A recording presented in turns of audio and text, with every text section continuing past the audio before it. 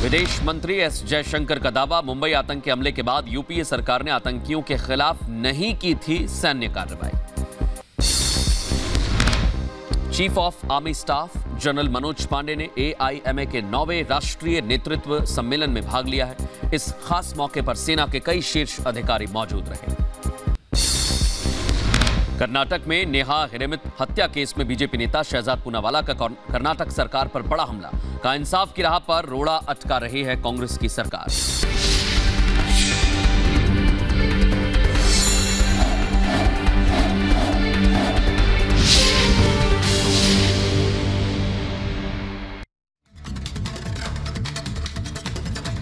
इसी बीच बड़ी खबर आपको बता दें, कांग्रेस नेता सैम पित्रोदा ने इकोनॉमिक सर्वे का समर्थन किया है। ये बड़ी खबर आपको बता रहे हैं सैम पित्रोदा, जिन्होंने इकोनॉमिक सर्वे का समर्थन किया है।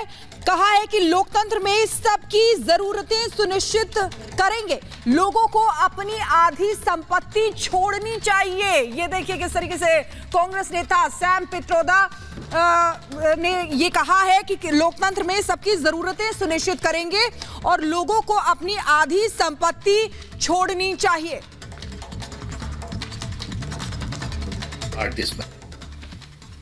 So we need a good, like Rahul Gandhi says, X-ray. Nothing wrong in being rich, nothing wrong in accumulating wealth, but to what point? Let me tell you, in America, there is an inheritance tax. So if, let's say, one has $100 million worth of wealth, and when he dies, he can only transfer probably 45% to his children. 55% is grabbed by government.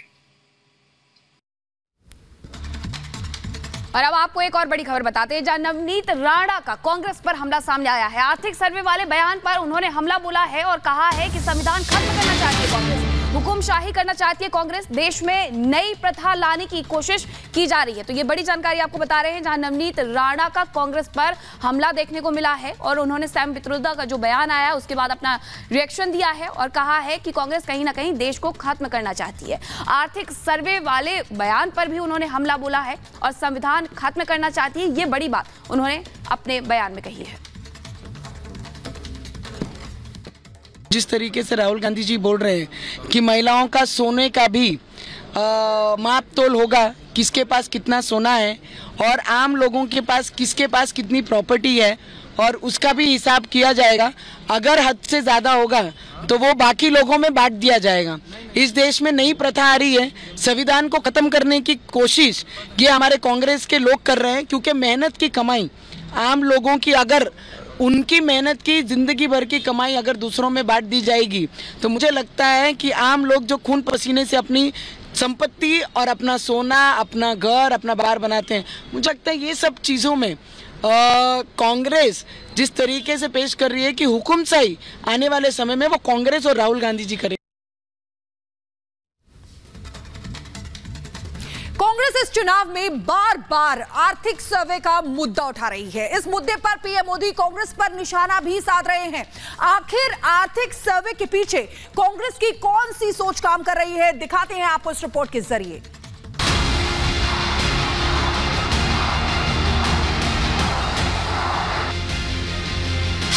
He can only transfer probably 45% to his children. 55% is grabbed by government. कौन कितना कमा रहा है? हम financial और institutional सर्वे करेंगे। उसका मंगलसूत्र तुम उसे छीनने की बात कर रहे हो अपने मैनिफेस्टो में। लोकसभा का रण सियासी मुद्दों से हटकर मंगलसूत्र पर आ गया है। कांग्रेस ने आर्थिक सर्वे का राग अलापा तो पीएम मोदी ने जनता को कांग्रेस के हिडन एजेंडे से रूबरू कराया। कांग्रेस की सरकार बनेगी तो हर एक की प्रॉपर्टी का सर्वे किया जाएगा। हमारी बहनों के पास सोना कितना है उसकी जांच की जाएगी। उसका मंगलसूत्र वो एक सोने का कीमत का मुद्दा नहीं है, उसके जीवन के सपनों से जुड़ा हुआ है। तुम उसे छीनने की बात कर रहे हो अपने मैनिफेस्टो में। लोकसभा चुनाव के बीच प्रधानमंत्री नरेंद्र मोदी का ये बयान यूं ही नहीं है। पीएम बार बार हर मंच से इस बात पर जोर दे रहे हैं कि कांग्रेस सत्ता में आई तो आपकी संपत्ति छीन ली जाएगी। कांग्रेस की नजर स्त्री धन पर है। पीएम मोदी कोई भी बयान यूं ही नहीं देते।